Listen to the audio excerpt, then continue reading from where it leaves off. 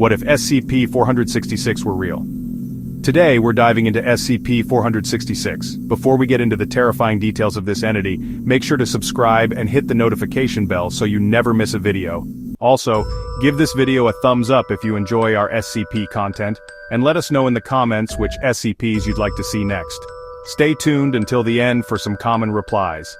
Let's get straight into SCP-466, also known as the Yule Man, because it's only active for 12 days, from December 21st or 22 until January 1st or 2, similar to the 12 days of Christmas. But this isn't the kind of creature you want to see during the holidays. In fact, encountering it would likely be the last thing you see before a gruesome death.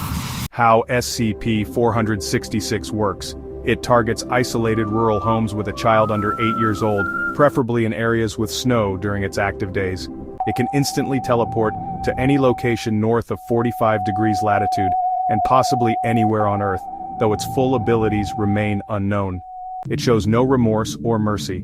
Typical sequence of events. Days 1-7, SCP-466 appears near the child's home, in a field behind a tree, or even at the window while they sleep. Days 8-11. Family members begin hearing footsteps on the roof or in the attic, accompanied by a foul odor, leading some to believe the home is haunted. Final night, 2 scenarios can occur. Most commonly, SCP-466 kills the entire family except for one child under 8, abducting that child while incapacitating the rest to prevent resistance, and torturing them one by one.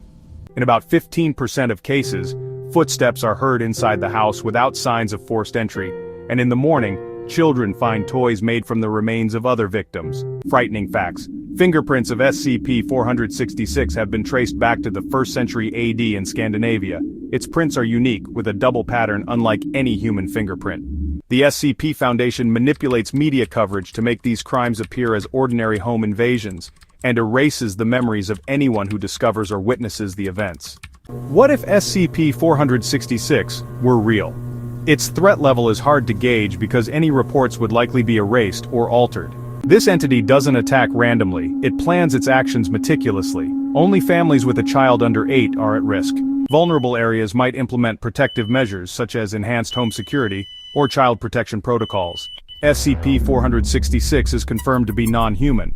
It could be an extraterrestrial being or a failed science experiment. Its origin remains unknown.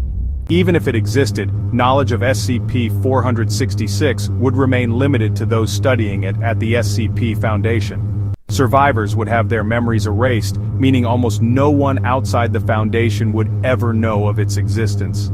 In conclusion, if SCP-466 were real, people would become more cautious about home security during the holidays, but otherwise, life would largely continue as normal, aside from the constant fear of a highly calculated deadly predator. Finally, we responded to some comments on our What If videos, like Heather Quinn Tonic mentioning the Phantom Menace. I admitted my mistake in the title, and that's understandable given how many videos we produce.